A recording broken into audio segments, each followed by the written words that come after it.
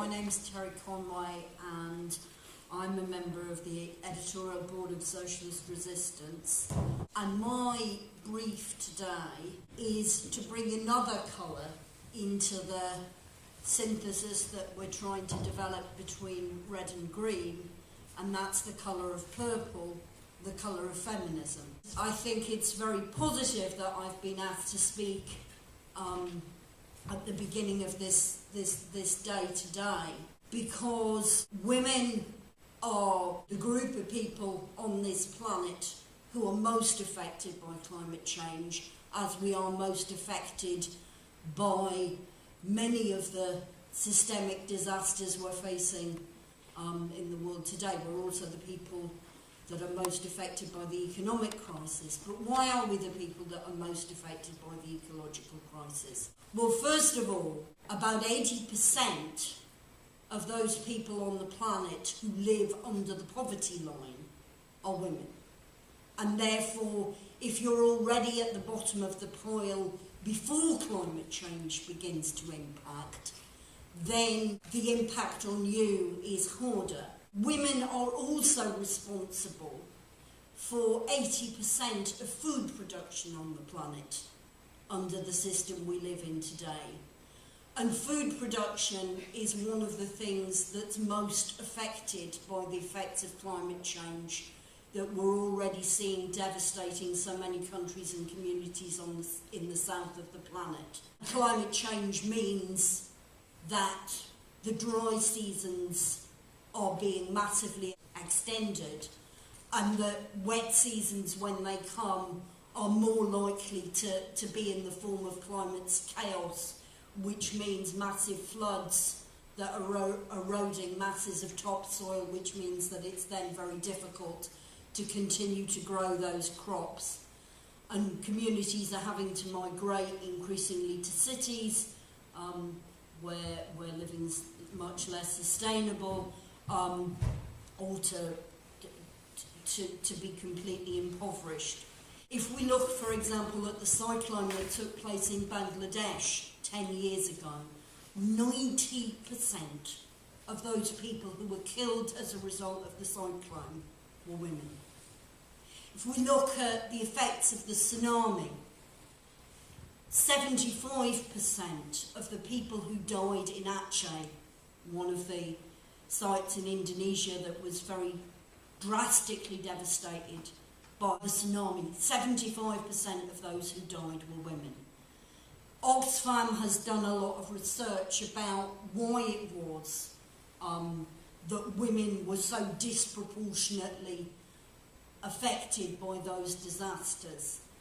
And some of the reasons for that, well, I would say all of the reasons for that are to do with the sexual division of labour that exists in those societies. So women were much more likely to be at home rather than outside when the disasters hit, and therefore it was less likely that they could get away from buildings that were falling and things that were going to kill you more quickly. But there are also some more political reasons, if you like. The information, and it was very limited information, and it's still very limited information in terms of early warning systems that existed to tell people either that a particular disaster might happen or how to respond in the event of a disaster. Insofar as that information got out to poor people at all in those societies, it was targeted at men.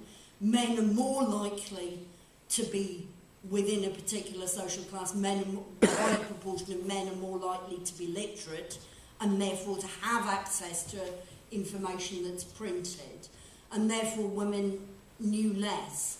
And both in the case of Bangladesh and in the case of Aceh, there's evidence that restrictive dress codes for women and restrictive views about how women should present themselves meant that women felt less comfortable actually going outside and were less mobile to do so.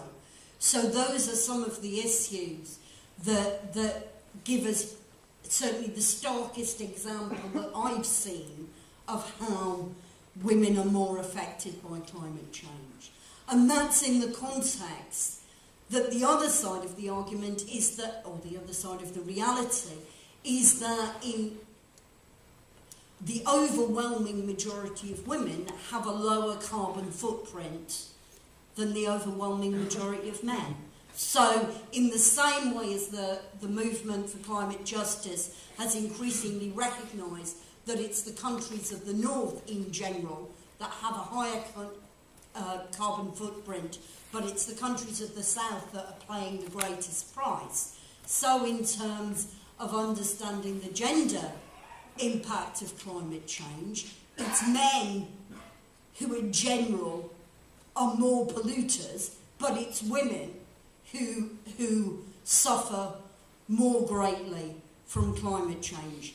But of course, on this question, as on others, our response as women in general is not to say, oh well, this is natural, this is inevitable. And women are resisting, and women are resisting increasingly. There's an increasing self-organisation of women within indigenous communities throughout the planet. And I draw people's attention, for example, to a very powerful declaration which was issued by women in Bangkok at the Bangkok meeting that took place in October last year in the run-up to Copenhagen, where there's a declaration called Women and Climate Change in Asia. And I think that manifesto is very much an eco-socialist manifesto. It talks about issues that have been traditionally seen as women's issues, as feminist issues, about the fact that the way that women are denied access to political power in so many class societies on our planet today has to be combated as part of the fight against climate change.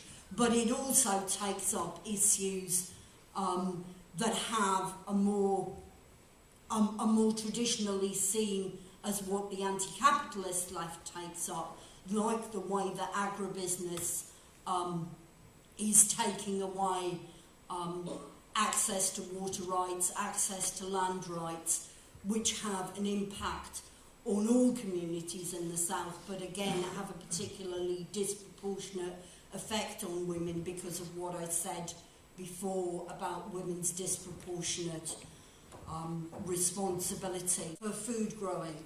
I was very privileged to be in Copenhagen in December last year, and one of the things that inspired me very strongly was the strong voices of women from the south who were part of the delegations at the Bella Centre who were arguing for a sustainable and eco-socialist answer to climate change.